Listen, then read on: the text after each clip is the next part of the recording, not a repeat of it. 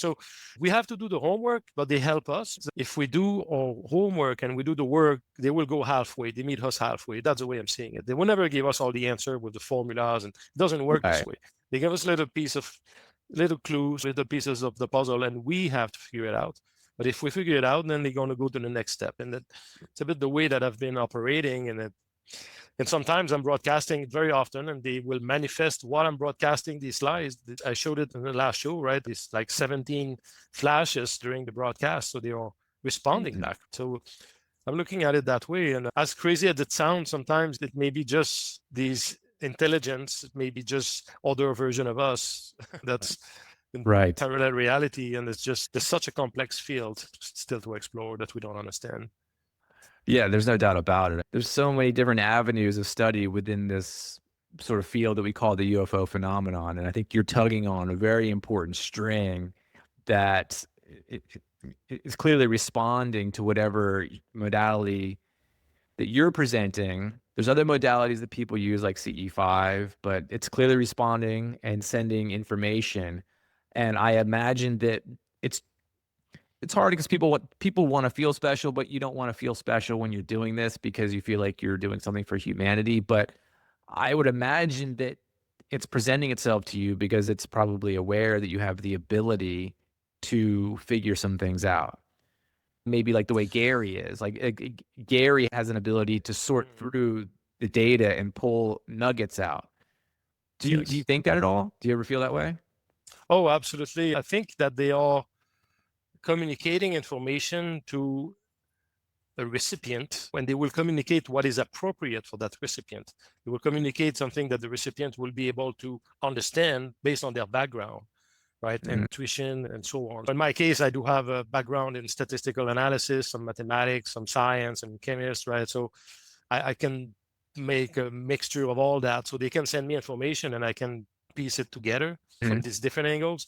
Gary is fantastic. And Gary is, again, they will customize the information essentially for the recipient. So that's a bit the way I'm looking at it. So people that are maybe not into mathematics at all, they will communicate maybe messages about wisdom teaching and information of all kinds. So I think that's how it works, right? And if we engage the phenomenon, if we engage my experience has been that, and all the people I've known who've tried and who've engaged the phenomenon, they always got some kind of response back or interaction back in some form. Can be through dreams, can be visual, physical, can be different modalities, but it's happening. And so it's a matter of engaging. And that was my surprise. And when I did my first broadcast in 2017, the very first attempt, they replied back, right? They interacted with my small radio that I was not even ready for that. I was not expecting that, but they did. And so the very first time, it's crazy. It's just a matter for us to try. And that's been our limitation. I think it's a failure of the imagination. We have limited ourselves. And that's what the mainstream science have been trying to keep us in that box and say, you cannot go faster than speed of light. And this is impossible. And to keep us in that box. So there's no life in the universe. We cannot prove that there's life. And it's all made up. It's exactly the opposite. And so now there's an awakening that's happening with all the programs and Skywatcher and Skinwalker Ranch and all kind of programs. And so there's an awakening that's happening in science as well. The control mechanism that was in place is falling apart. Now the cat's coming out of the bag, and it's going to be out in a big way. Yeah, well, the cat is definitely coming out of the bag. It's for people that follow this topic, I would argue that disclosure has already happened, but it's just a matter of onboarding the rest of the human population into this sort of realization. The people that have been interested in these topics are pretty much up to speed, and they're not shocked when they see congressional hearings happening. They're not terribly shocked when they see Skywatcher team out there posting videos of various unidentified flying objects that they've categorized in the sky, so that they're not shocked. Now it just seems like it's time to onboard the rest of the populations, and the way you do that is through, I think, podcasting, through documentaries, and then you make congressional hearings and overt announcements from high-level people. I'm not sure if you went to the South by Southwest premiere of Age of Disclosure. Okay. So I don't think it's streaming yet either. I can't wait to see that, but I'm sure you've seen the trailer, and you and I both know some of the heavy hitters that are in that, talking about these things that are, it's shocking when you have someone of those levels talking about this. It's one thing if, you and I have a conversation about it. It's another thing if Marco Rubio is talking about it, who is someone who has presidential aspirations. That means something, and that's part of the onboarding I'm talking about, bringing the rest of the population up to speed. Yes. It's important to have And I those think people. yes, it's important. And I think the way it's going to happen is going to be really from the bottom up. It's the people who've been working on this, like you, the podcaster, people doing some of the science and mathematics and involved in the field, or bringing it to the politicians and bringing it to that layer, and then they will communicate it to the general public. It's not that I think all of us, I think they will not have a choice. Essentially, we're getting to a point where we're discovering things like even the Cathie pyramid. Now we see with the scans and all the structures, and they will not have a choice at some point to start releasing information. That's why we need to overwhelm them with evidence. And it's been a lot of part of my work. And I have again today a lot of slides and videos and evidence. There's a ton of evidence out there. And really some of it has been right in our face all along. When we talk about, for instance, and I have a short video on that of 3 minutes, like all the ancient sacred sites that are perfectly aligned in a line like an equator around the earth, or the most renowned sites are perfectly aligned. How is this possible? Clearly, there's been a grand design. There's been an extraterrestrial presence for a long time who's kind of engineered this planet and engineered many things that we don't understand yet, but the evidence is like in our face. It's like millions of tons of rocks that we can touch. It's right there, and it's always been there. But it was, again, a failure of the imagination. We've been told that the pyramids were built by slaves with copper shovel, ridiculous explanations that scientifically does not add up. It doesn't work. And they've been feeding that through generations. And that's how they kept us in that box again, right? And it becomes undeniable that there's something much deeper, and the evidence is coming out. And yeah, I look forward to have plenty of material today that I'd be happy to present. Yeah. And maybe just for the audience, this is going to be podcast number 2 that you and I have done. We did the first one. You guys can go back and check out where Jimmy brought us on the introductory level into his work, his modality of using human-initiated contact using radio telescope. And today, Jimmy has put together another presentation for us, and I can't wait for this. All of his mathematics and his videos and his discoveries are truly mind-blowing. So I think we're all in for a really big treat. So I can't wait to see this, Jimmy. Let's see what you got. All right. Thank you so much, Matt, for the opportunity. Really appreciate it. So let me just put on the slideshow here on the screen, and we'll get this started. Hey guys, I just wanted to take a quick moment to thank you all for tuning in. If you're enjoying this episode and want to help us uncover more mysteries of the universe, don't forget to support Curious Dimension. If you're watching on YouTube, go ahead and hit the like button. It really helps get this content in front of more people who are curious just like you. And while you're at it, subscribe to the channel so you never miss an episode. Don't forget to click that notification bell too, so you're the first to know when we release new content. For those of you listening on your favorite podcast platform, make sure to follow or subscribe to the show and leave us a rating and a review. It helps more than you know. And whether you're watching or listening, I'd love to hear your thoughts. Drop a comment below or send me a message. Thanks for being part of the Curious Dimension community. Your support keeps this journey going. All right. Okay, so the main theme today of the presentation, last time I showed a bit how my story started, how I made my first contact. I show evidence of manifestations. We didn't go into any mathematics or anything like that yet, but what I want to show today is that really throughout history, extraterrestrial intelligences really have encoded very important information in their manifestations. Really the keys to the universe, in my opinion. There's an entire new physics, mathematics that they have been essentially presenting to us in different ways, either in the form of sightings, and also it's encoded in ancient sacred sites. Incredibly, there's been a grand design, as I was saying, for thousands of years. It's just undeniable. I'm going to start off with a video to show that, an example of how it's been essentially these ancient sacred sites, how there's something very special about this. And then I'm going to move on to my own sightings manifestation and show how some of these secrets or this knowledge, the secret knowledge, has been encoded in these. So let me just get started this video here. It lasts about 3 minutes. Cool.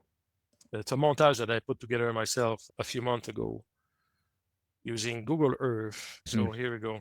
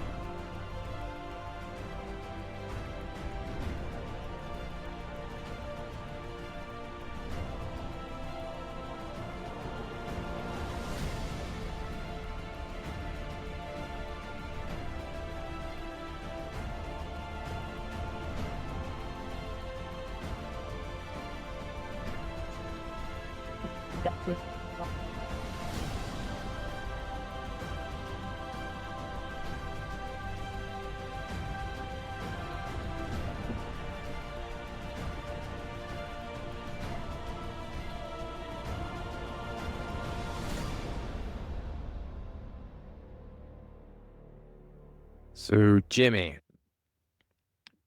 the question is, what is that? What is that line? Yeah. Why- So it's not an accident, right? Why were we not shown this, right?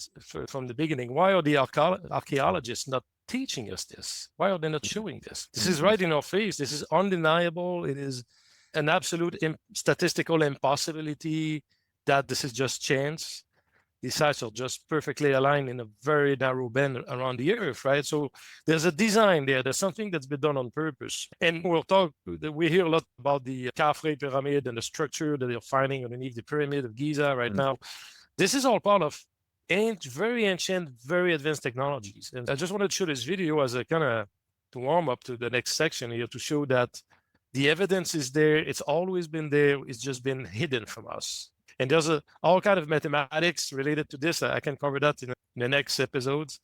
I want to focus a bit more on my sightings today, just to show how this also was encoded in the manifestation that I had the opportunity to record and so on. So go back to recap on a few slides that I presented last time, just briefly, as I was showing and we covered. I'm using a very powerful radio station here. We see to the left of the picture is actually where I'm sitting right now. I'm in my radio shack as we speak. And I do have an antenna system outside that's able to broadcast about 150,000 watts of radiated power on 144 megahertz and about 250,000 watts on 432 megahertz. And I've been using this technology to interact with the phenomenon for years.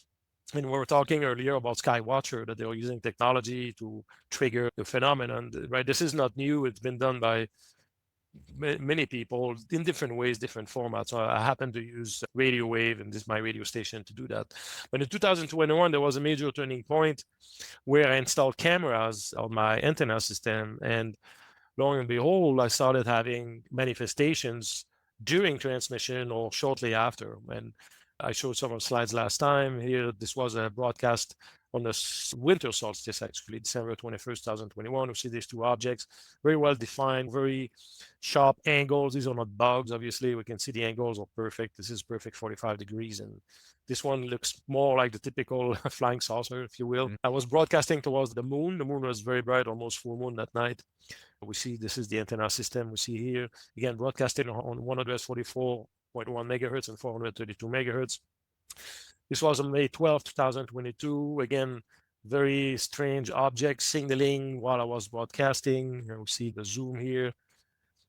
Two more objects here while I was broadcasting towards the moon. And I must precise again that when I broadcast these radio wave at that power, the radio wave will physically reach the target, right? If I target the moon, the radio wave will reach the moon. I do moon bounce communication, so I know that works. And also if I broadcast towards Jupiter or the sun, again, the radio wave will physically reach the target. I thought if there's intelligences out there, they will certainly pick it up, and they did.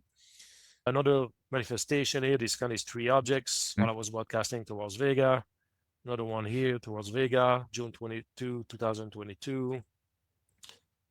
Another example here of these three objects. Now, and that's where things started transitioning. So at the end of 2021, early 22, I started having sightings that were a bit more complex and seemed to look like it was just not like one object or two. Like in this case, we see clearly that this formation, this armada of UAPs looks like the sign lambda, which means wavelength, right? Which we can calculate a frequency with. It was very particular. And then here, this is really where my story started to evolve dramatically in a direction that I had never expected. So my first sighting happened on December 5th, 2021 of this triangular craft. It was very, I say craft, I'm not sure if it's a craft or they're just lights that are manifesting like at the same time. Three separate ones. We live in a holographic universe. Who knows the modality, but clearly it's a triangular in shape.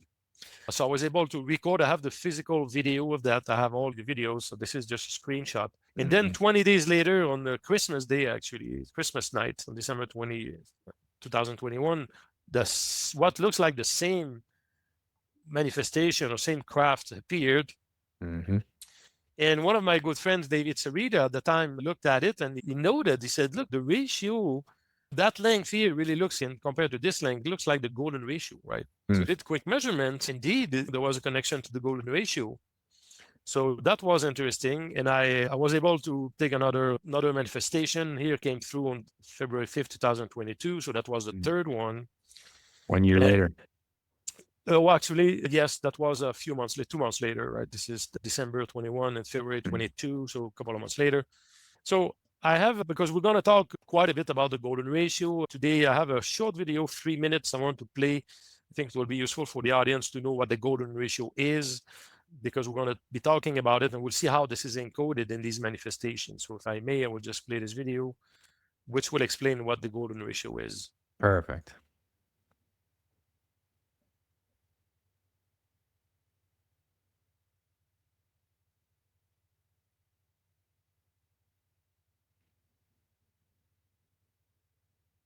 All right, so this ratio, 1 to 1.6, and this is the ratio that's called the golden ratio, a 1 to 1.6 ratio. Growing and expanding to the rate of the golden ratio spiral allows the maximum amount of rain to be directed down to the roots of many plants. And remarkably, when you study nature, you see the golden Fibonacci numbers like 3, 5, 8, 13, all of that again and again in the seed pattern spirals of plants, as well as in the number of petals. Next time you're bored and have a sunflower, try counting the number of seeds in the sunflower spiral, the golden ratio, or maybe try something else with a spiral like a pine cone or pineapple. So we can spend all day counting the seeds of flowers and plants and fruit. You get the idea. But we don't just see this golden ratio sequence on a small scale. This ratio is the mathematical sequence in the spirals of our storms, tornadoes, hurricanes, these all spin in this golden sequence, 1 to 1.6. Even the waves can be measured using this ratio. But it doesn't stop there. Modern technology continues to be mystified by the far-reaching scope of the golden ratio, from the alignment of the planets to the spirals of our Milky Way galaxy, as well as the spirals of other ratios in planets. Now let's take this closer to home. I want you to hold out your arm and look at the distance between your shoulder and your elbow, and then from your elbow to your fingertips. Notice how your elbow, from your shoulder to your elbow is 1, and then from your elbow to your fingertips is 1.6. Pretty crazy, huh? But it doesn't stop there. Now take that further. The distance from your fingertips to your wrist is 1, and from your wrist to your elbow is 1.6. Keep it going. From the furthest tip of your finger to the bottom of your fingers is 1, and from the bottom of your fingers to your wrist is 1.6. Now check out the spacing of your knuckles, 1 to 1.6. Are you getting freaked out yet? Think about this. The head to your belly button, 1, and then belly button to your feet, 1.6. From your toes to your knees, and from your knees to your hips, golden ratio. Ever wonder why your 2 front teeth are so much bigger? Golden ratio. The pupils of your eyes, you name it, your whole body is the symphony of the golden ratio.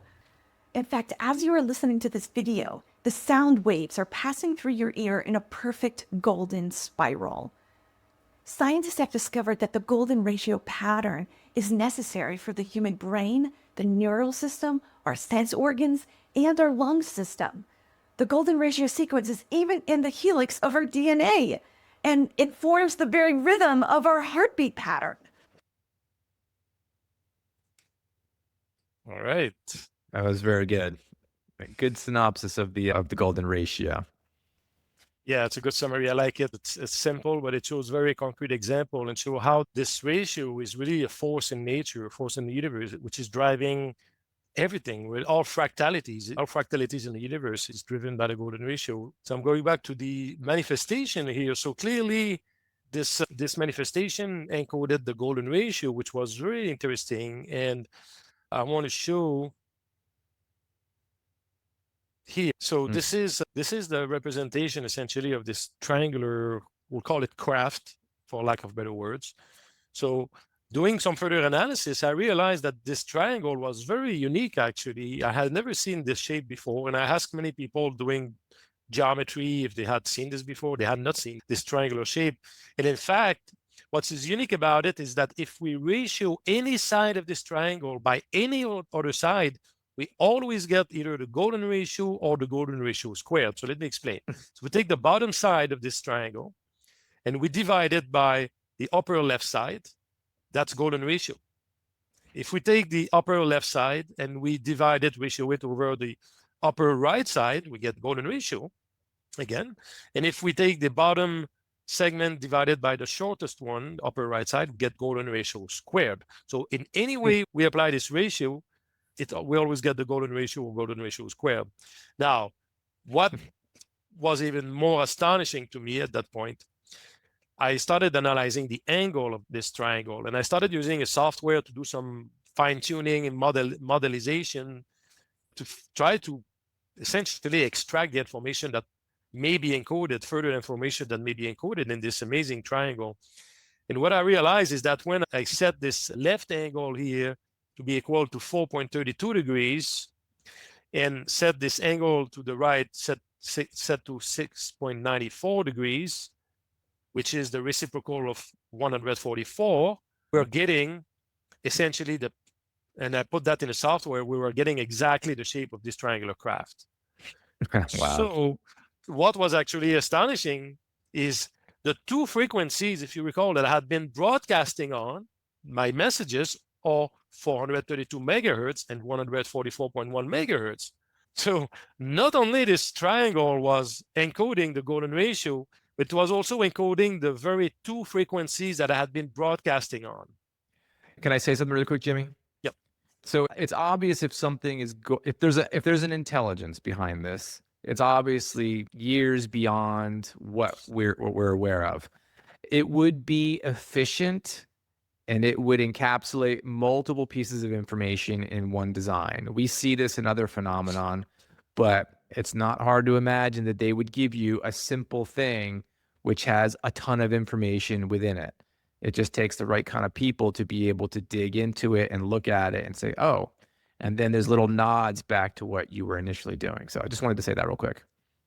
Yeah, no, that's a good point. That's how they communicate, right? It's multi-layer, and it's almost like it's matching, right? It's matching the recipient's ability to decode it in some way, and the multi-layers, and more deeper we dig into it, and we discover more layers of it, and it's really amazing. For example, and I'm not going to go too far into this today, but I want to show, if you look at the statistics or the data of this triangle, the area of this triangle, which is 1261. 767, well, that number happens to be equivalent to 4 pi. And 4 pi is really an important number in physics. We see that in many aspects of our physics. It's also a 4 pi if we take the surface area of a sphere that has a surface area equivalent to 4 pi. We inscribe that sphere in a dodecahedron, we get exactly the best estimated volume of our universe. So this area of this triangle was also encapsulating the volume of our universe. It's just multi-layer that way, and it's really fascinating. So what I did at the time, I crafted that when I figured this out, that the triangle was encoding the golden ratio and this harmonic 432, harmonic 144, I created the customized message. When I say that I'm broadcasting my homework back to them, so I crafted a message showing that I had figured it out, and that's what I broadcasted back on April 22nd, 2022. And let me play here to show what happened during the broadcast.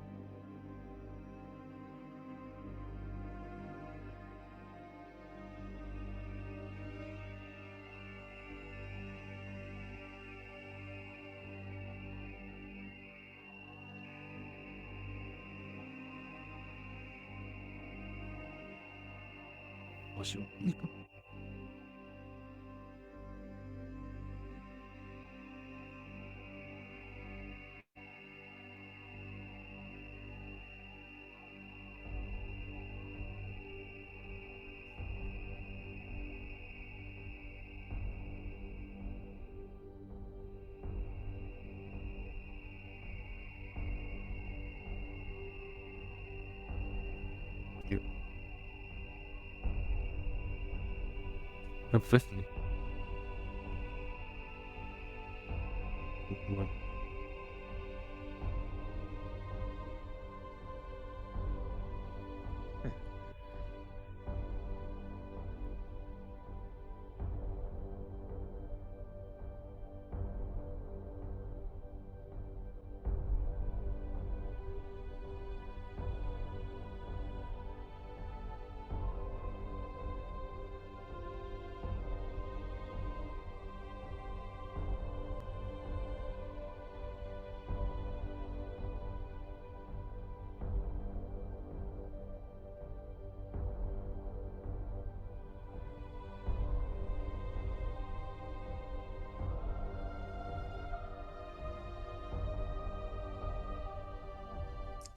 Okay.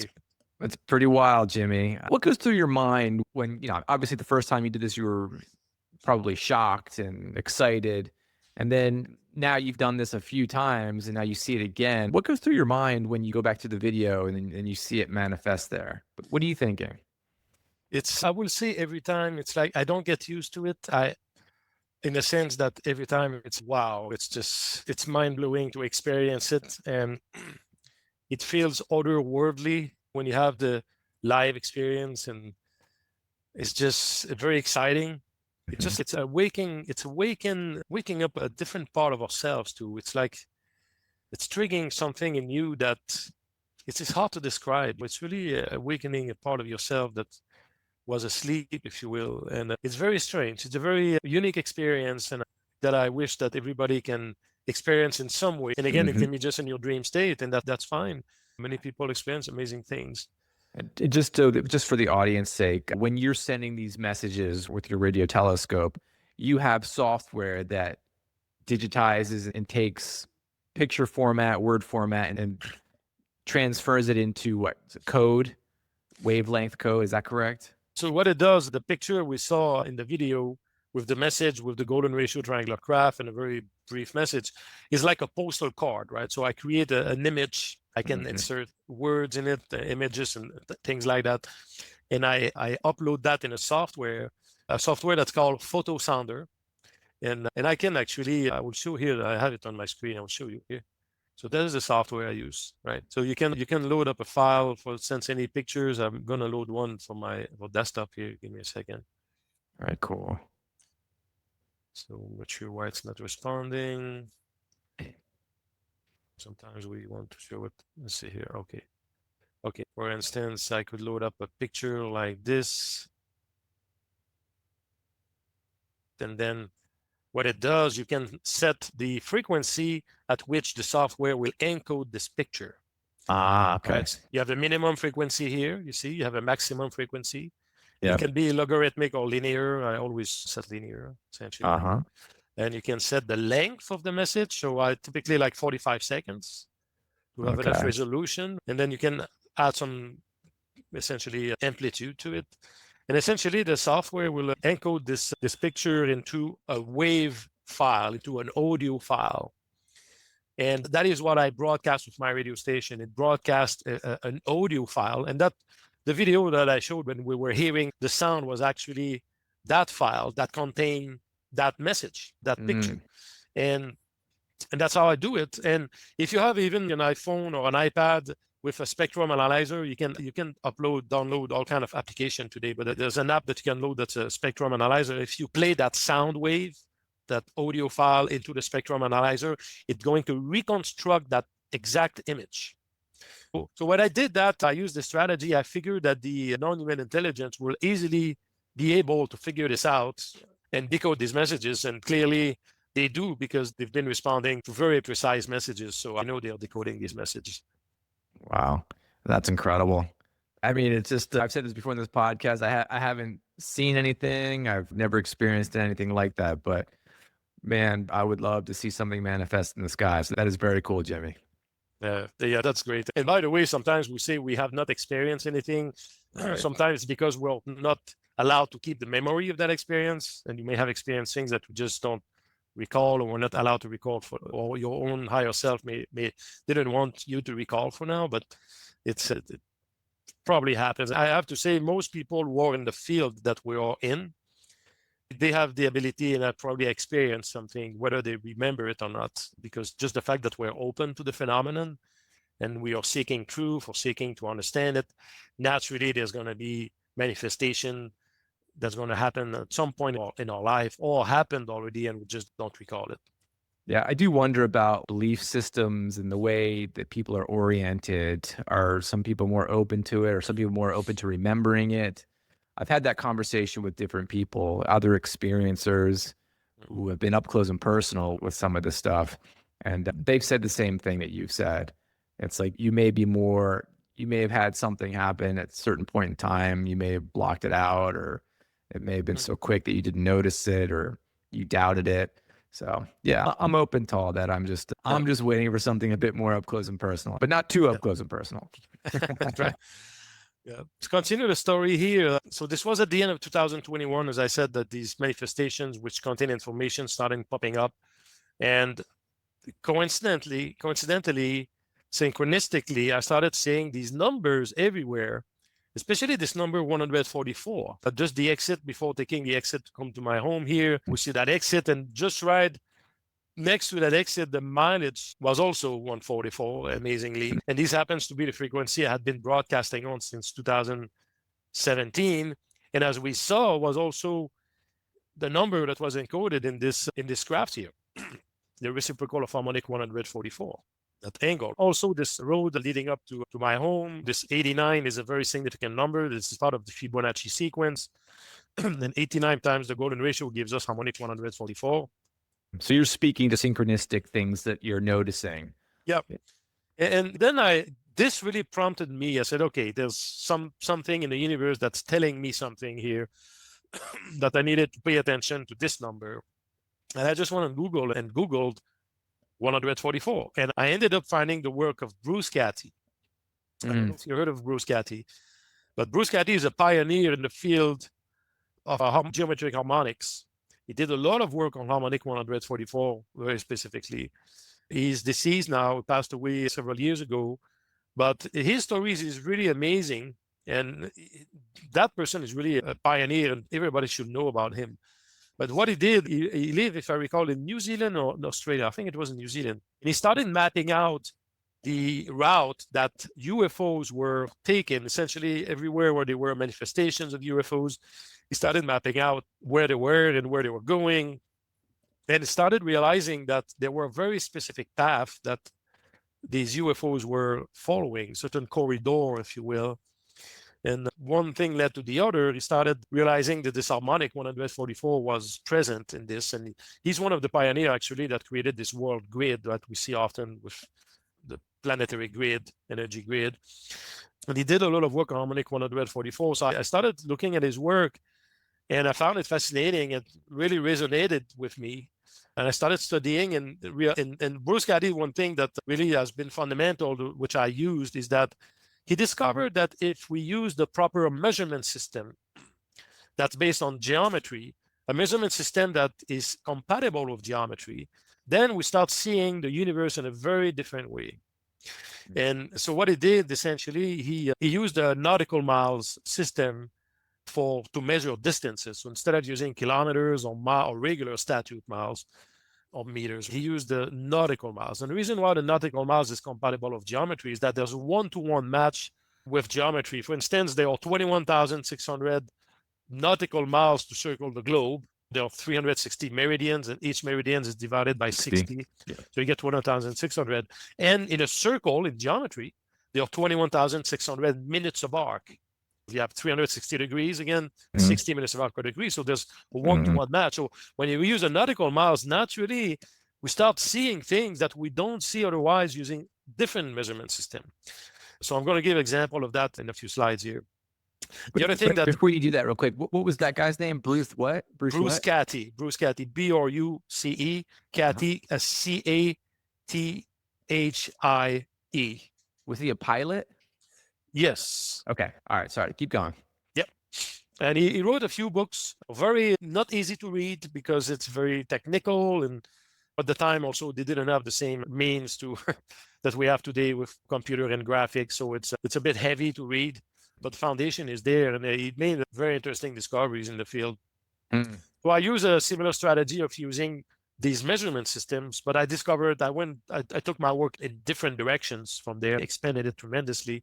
Bruce Cathie never worked with golden ratio, for instance. Never worked with the harmonic 432, for instance. But I discovered and integrated that in my work. I will show that in a minute.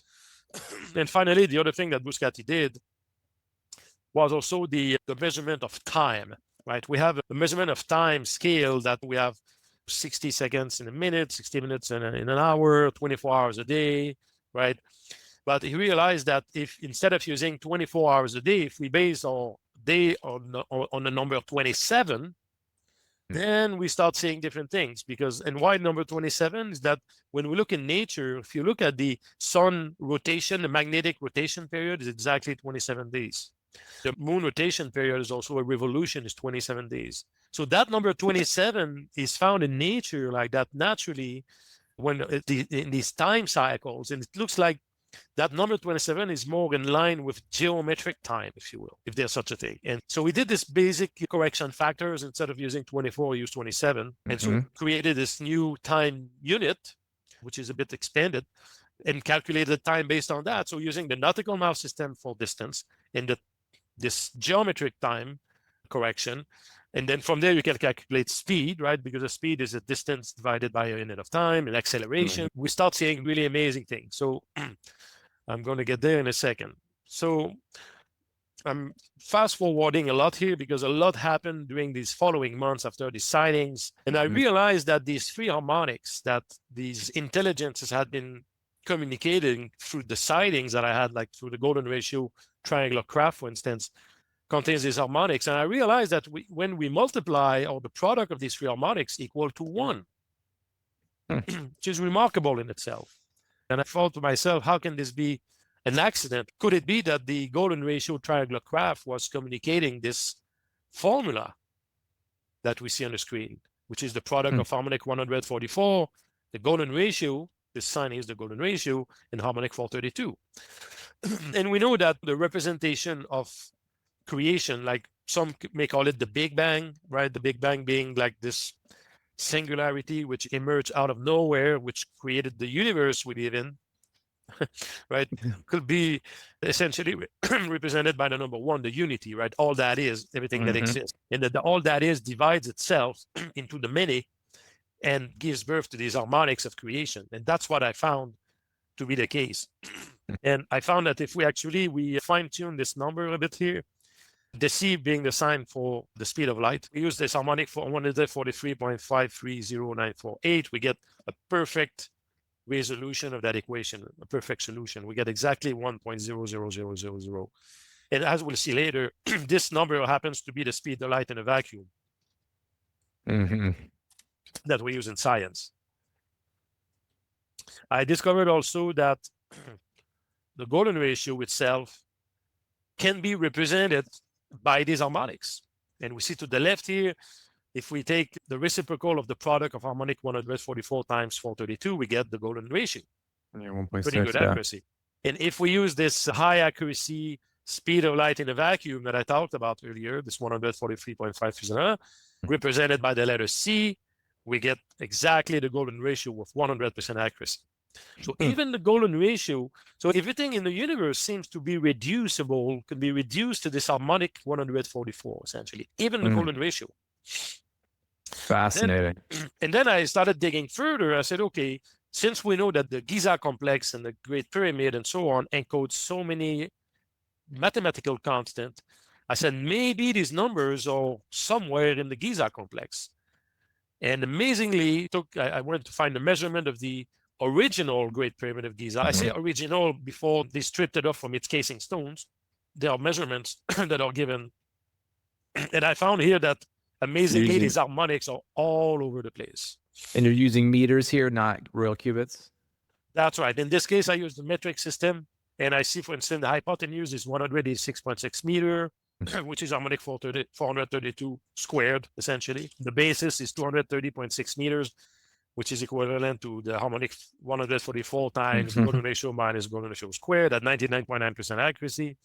Even the angle, the base angle of the Great Pyramid, which is 51.84 degrees, can be represented by harmonic 432 times the square root of harmonic 144 at 100% match, 100% accuracy. Wow. And the height, it's 146.6 meter. It's equal to harmonic 444 plus golden ratio squared. And all the proportion, if we divide the hypotenuse of the Great Pyramid by the half the base, we get golden ratio. Divide the height by the half base, we get the square root of the golden ratio. The base by the height, we get the pi over 2. And again, the angle. And amazingly, even the volume expressed here in the metric system, plus, I think it's the nautical mile of the metric, gives us the golden ratio squared. Wow. Excuse me. And then even the number of stones It's estimated to be 2.33 million stones. 2.33 is exactly 144 times golden ratio. Wow. That's pretty wild. So again, The you golden see the ratio is just encoded all over the place within the measurements of Giza. yeah, the golden ratio and these harmonics 144 and 432, which again happen to be the two frequency I've been broadcasting on for years. So this is a language, right? So I started understanding that these non-human intelligences through the visual manifestation, through the golden ratio triangular craft, encoded these three harmonics of creation. It's encoded in the Great Pyramid of Giza. It happens to be the product of these three harmonics gives us the number one, right? Which could be seen as creation, as source, fuel, all that is the Big Bang. And so I started doing some measurements, looking at different direction, and then I was astonished to see that these relationships were all over in the nature, particularly in the universe. If we look, for instance, the distance to the sun of the planets in our solar system, Venus is 36 golden ratio, Earth 50 golden ratio, Mars 75, and so on. At very high degree of accuracy, 99.9, 99.9, it's all ridiculously accurate. It's not an accident. The Schumann resonance, right?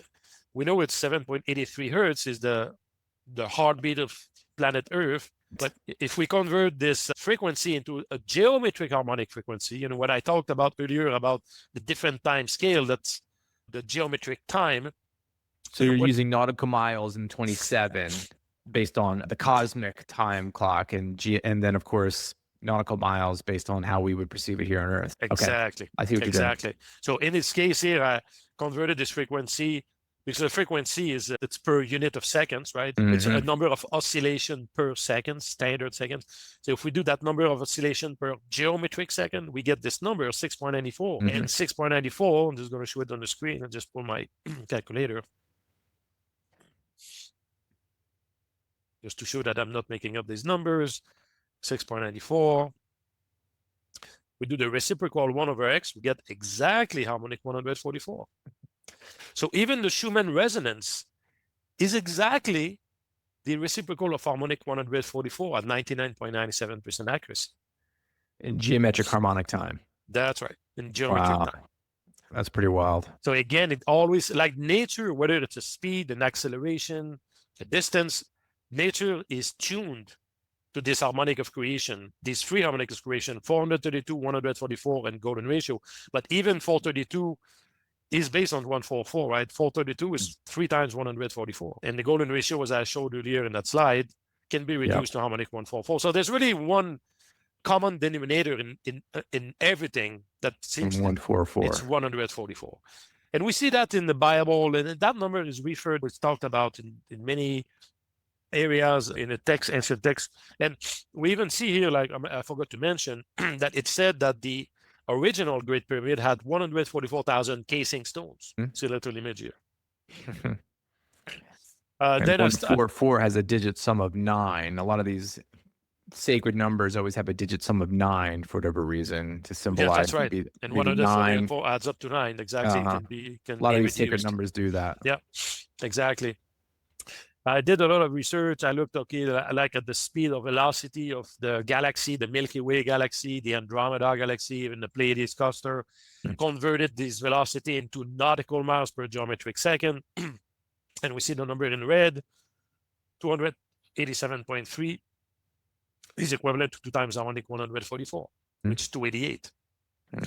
The speed or velocity of Andromeda galaxy is exactly 144.1.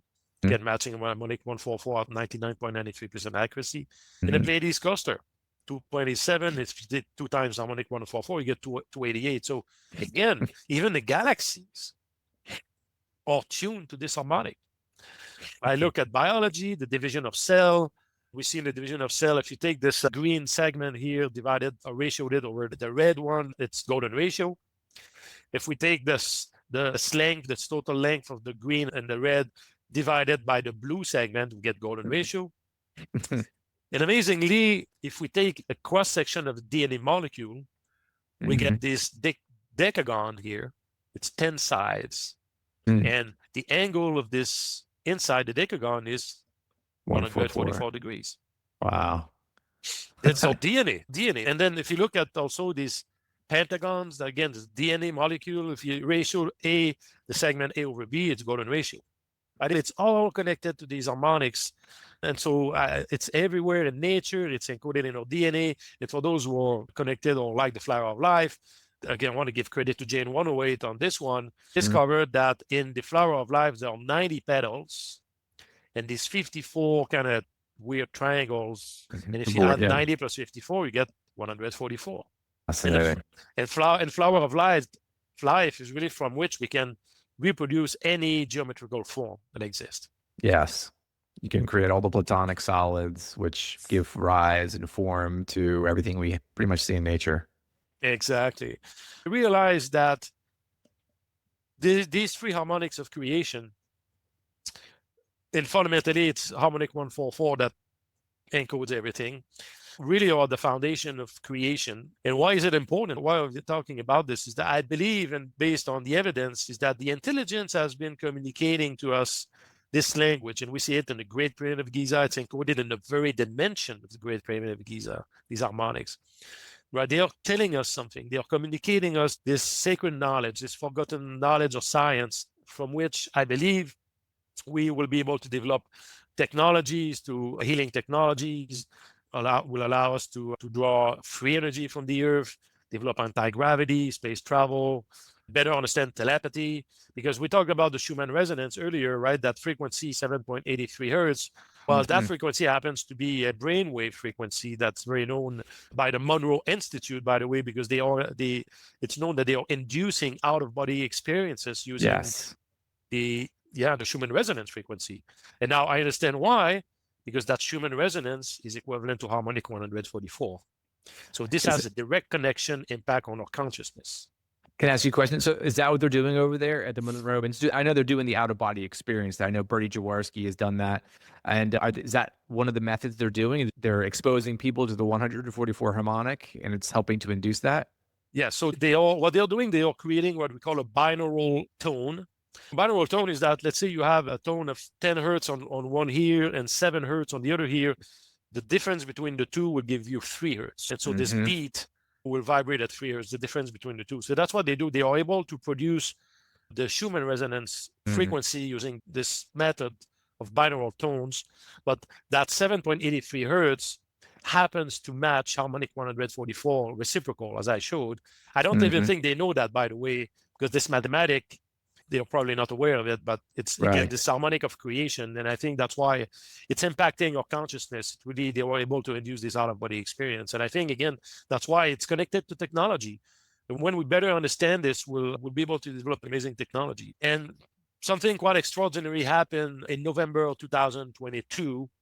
So a good friend of mine, Linda, she lives in the Netherlands. She's an experiencer, and I know her very well. She was part of, we did some CE5 together with a very nice group of people, of experiencers coming from different parts of the world. There were people from New Zealand, from the US, of course, from Europe. And she was one, actually. She was when I did my first CE5, she was part of it in group. She's very connected, and she's had many experiences with non-human intelligences. And in 2016, she made a request, just like the people do with psionics when we saw with Skywatcher. So she made a request for a manifestation, a sighting in the form of a V shape. So that's what she had requested. And to make a long story short, on a given night, she was drawn to go outside, and she has a night vision camera that I know well because I have the same here in my Radio Shack. So I recognize these images. And she was directed to go in her backyard and point her night vision camera towards the sky, and at a given time just start recording. And I'm going to shoot a video of that, of what happened, and I'll talk about what's encoded in this video after. Okay. So what we'll see here is at the start of the video is at the moment that she was directed to press record, and again she had requested a V-shape manifestation.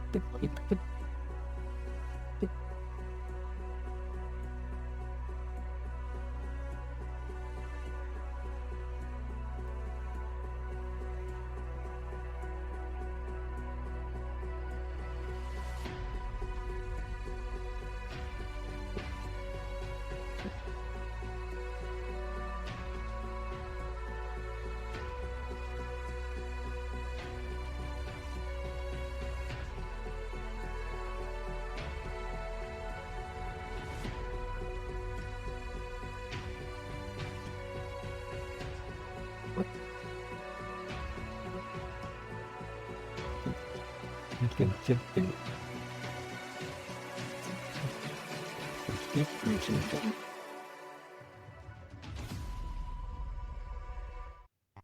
I ask you a quick question, Jimmy? Of course. Did Linda take that footage like on her cell phone or something? Using a night vision camera, a Luna optic, and again, I have the same night vision camera, so I recognize the image because when I have hours of material of night vision cameras, this is not tricked. This is very legit, original footage. I can guarantee you that. Wow. Okay, give me your analysis of what's going on here because that was pretty wild.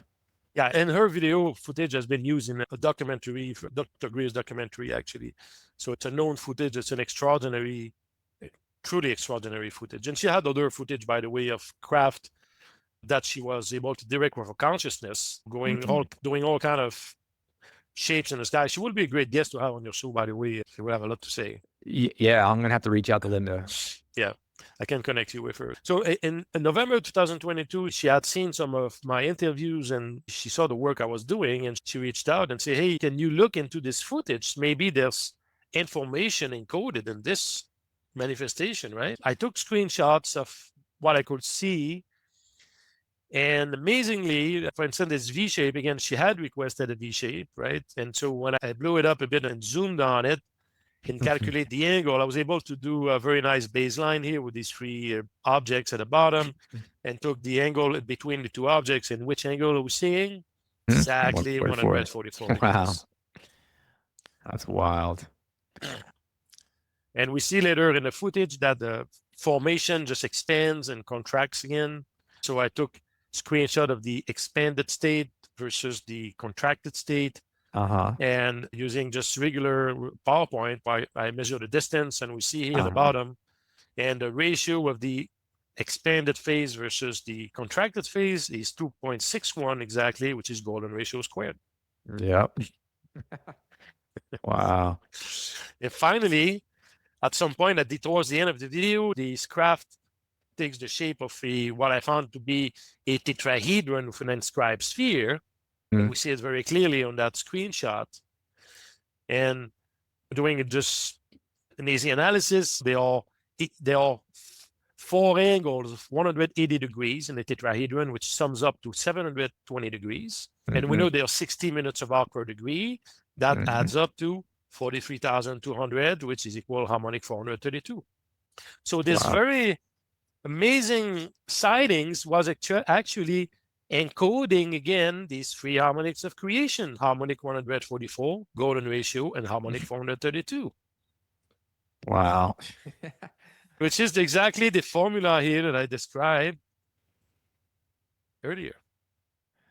Yeah, it's like I said before, if there's a higher intelligence manifesting itself, it's going to have multiple layers of intelligence and efficiency to communicate information. It's not just going to randomly fly over just for the enjoyment of something. There will be a purpose. There will be information for sure. Why would they waste resources to just come out and just a wink and say hello? I think there's probably more going on. Exactly. The multiple layers it's and absolutely the case. And I won't go to the mathematics of it, but I found out relatively recently, that if we take the physics formula for the speed of light, right, which is use the electrical permittivity and magnetic permeability, right? If we convert these units into geometric harmonic units using the nautical miles and geometric seconds that I discussed earlier, we get exactly that formula. So this formula is actually the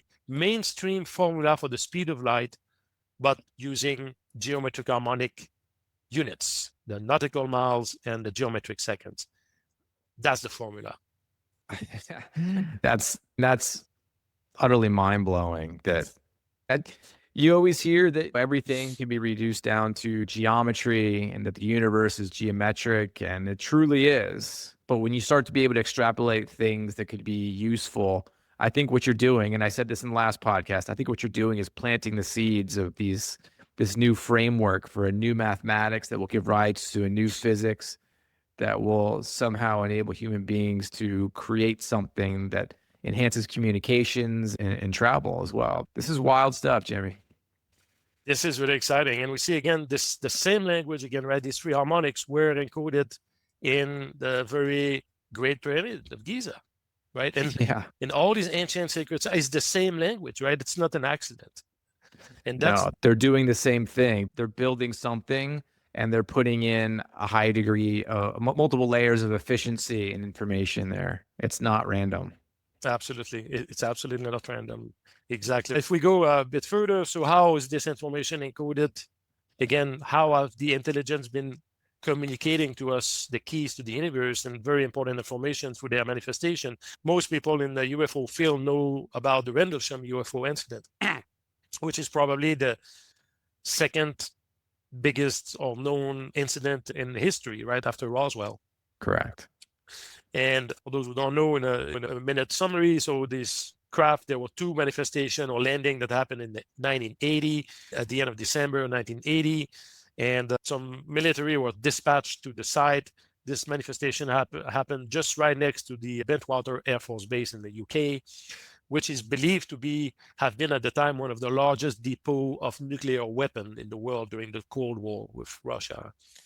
And so this triangular craft landed, and one of the gentlemen was dispatched and got into physical contact with the craft, touched the craft, and it was downloaded immediately with a kind of binary code, which he took note in his little notepad.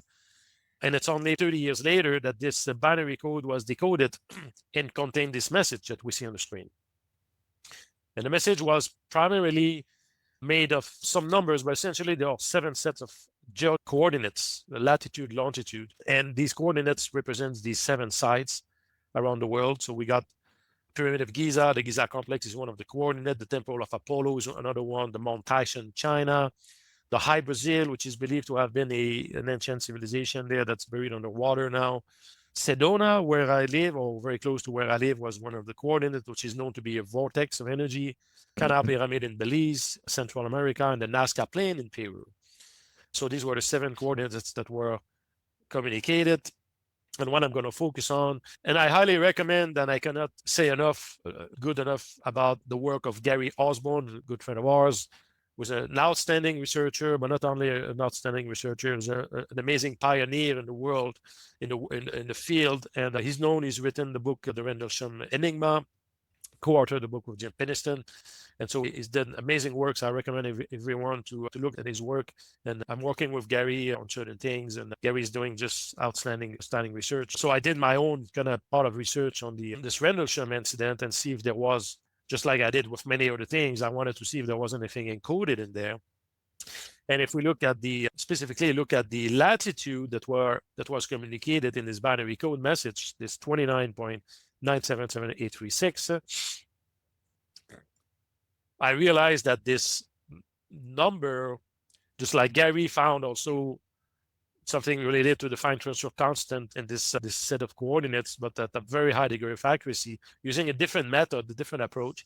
And for those who don't know, the fine structure constant remains a true mystery in physics. It's unknown, unexplained, but its role in physics is essential, right? To keep the universe in balance, they need to apply this factor to all the electromagnetic interactions that happens, or the light exchanges, the light interaction in the universe.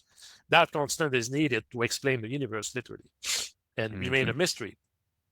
And I discovered that coordinate, actually, the latitude of the Giza complex that was given by this set of coordinates represents key, is one of the key in a mechanism that I came up with through different research. But again, it all comes down to division of the 1. And if we take a Euclidean cube of coordinate plus minus 1, x, y, and z axis, and we insert tetrahedron within it.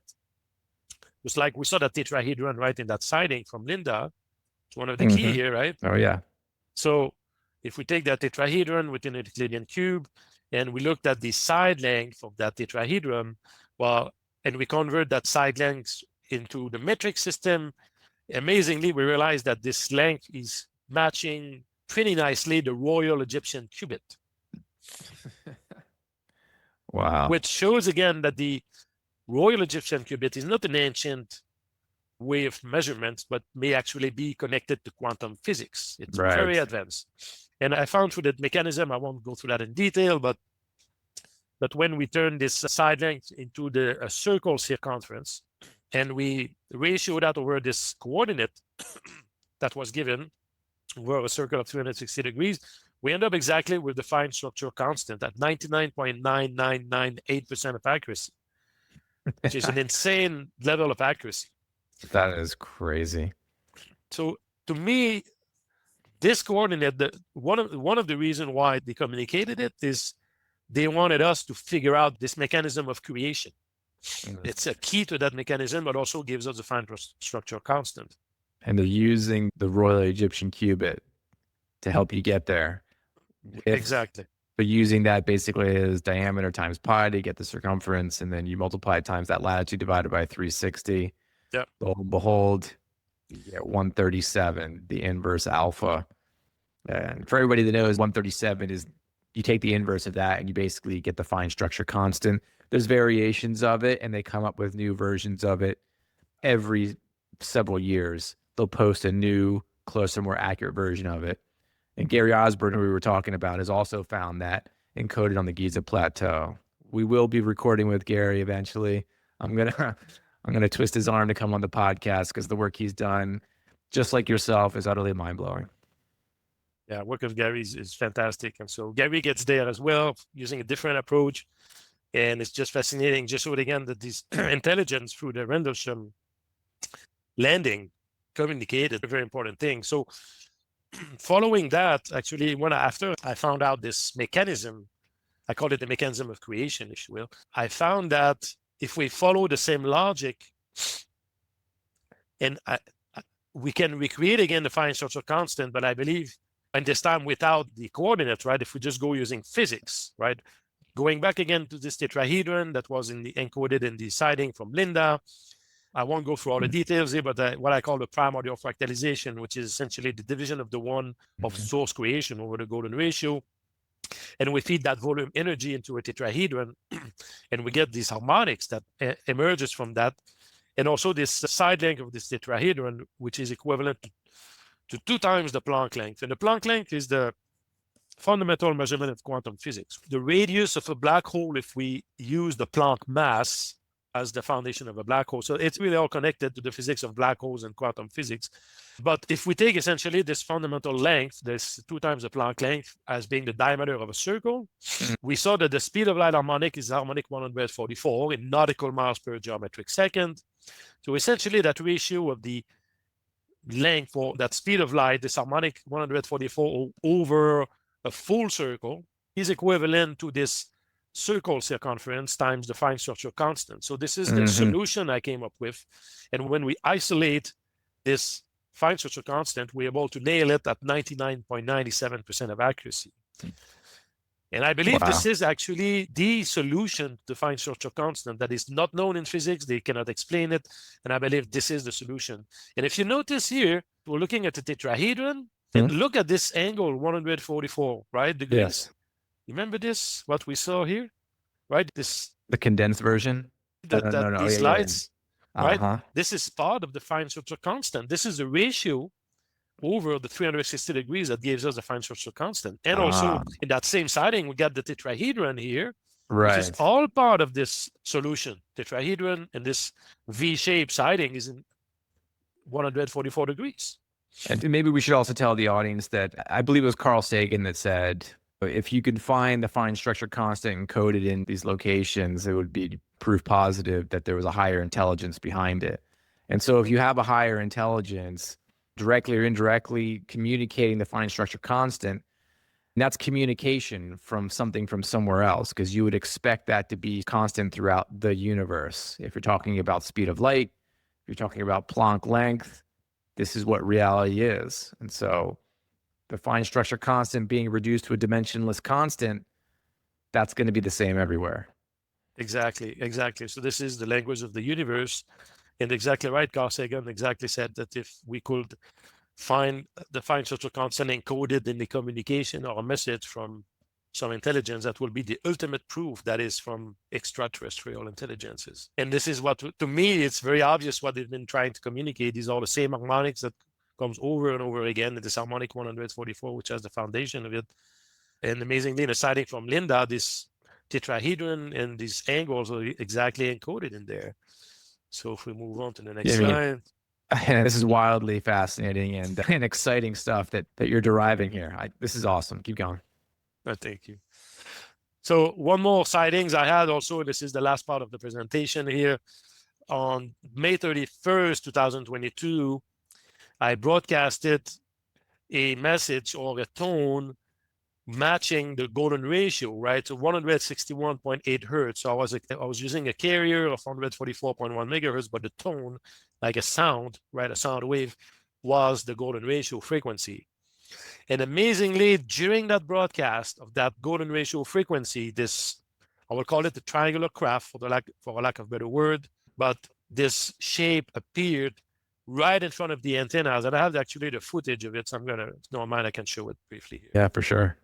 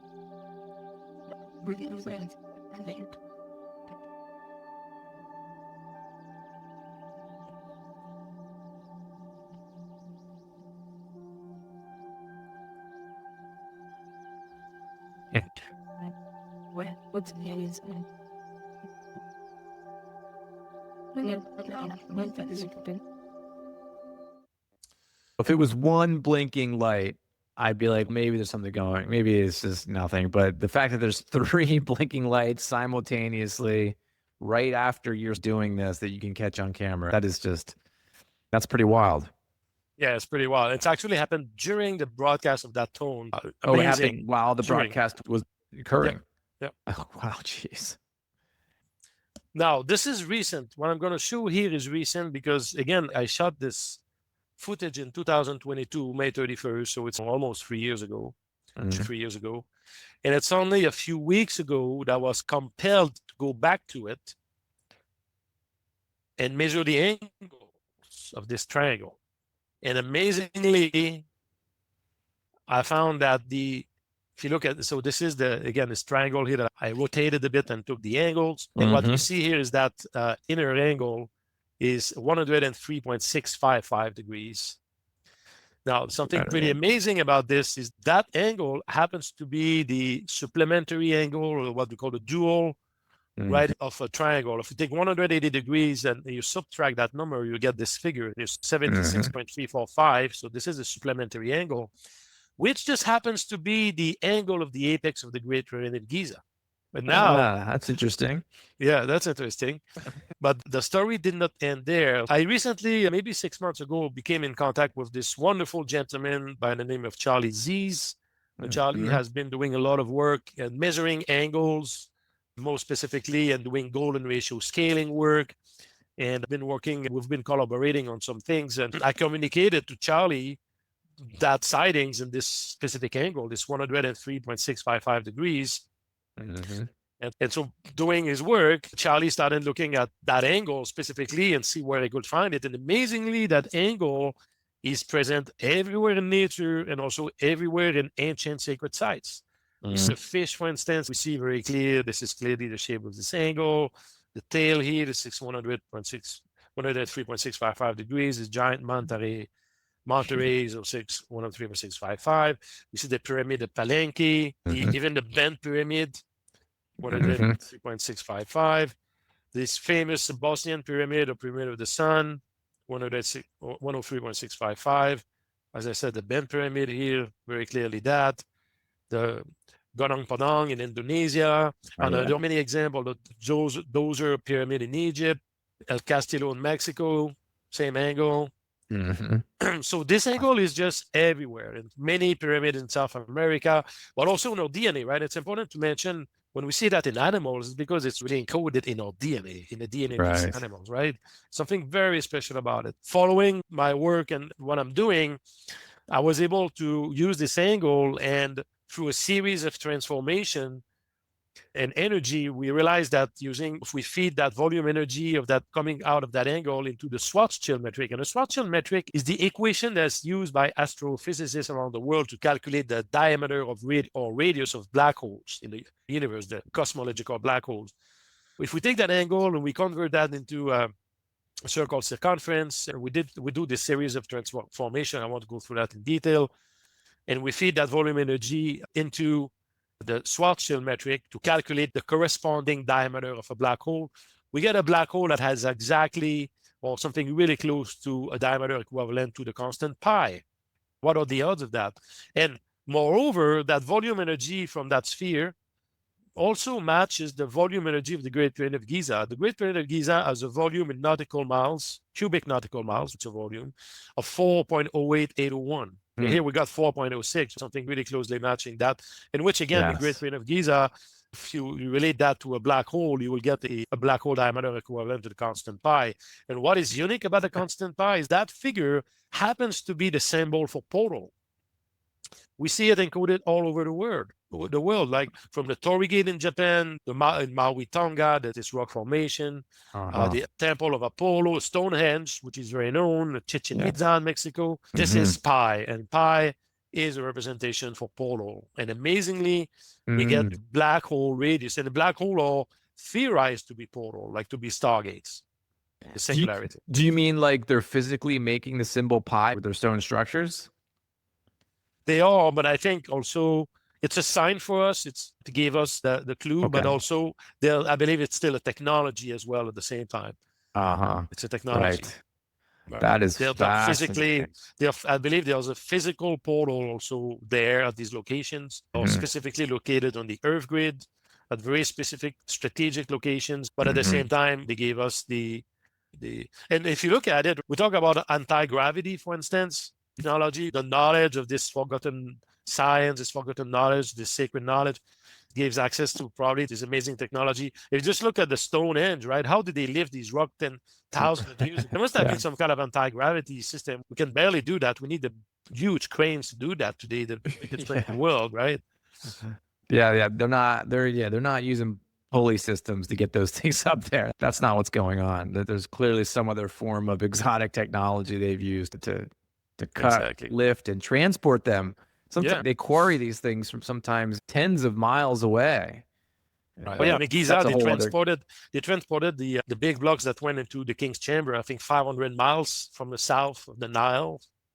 Right, 70 tons rock, perfectly polished and cut like laser. Just ridiculous to think that clearly some sort of lost technology that's allowing them to do that. And that's a whole other conversation we could have, but and there are more discoveries happening all the time. They're in real time now. They are discovering more stuff at Göbekli Tepe, which absolutely shatters this mainstream idea that civilization started like 7,000 years ago. This is not true. The sheer precision in archaeoastronomy work at Göbekli Tepe has shattered that to pieces. and people are now, it's just all happening in real time right now. So everyone's just trying to catch up to these changing of the narrative. Yeah, the history needs to be rewritten, right? No doubt about it. It's going to be rewritten. And the evidence have always been there, as we saw in the first video at the very beginning. Well, all these ancient secret sites are perfectly aligned. And I have an entire presentation about that, by the way. There's very profound information that's communicated through that alignment. Didn't have time to go through that today, but we covered a lot of the sightings, right? That contains information, mathematical information. It's information about the sacred knowledge, the sacred science, but there's also about information is encoded in ancient sacred sites as well. Very profound information.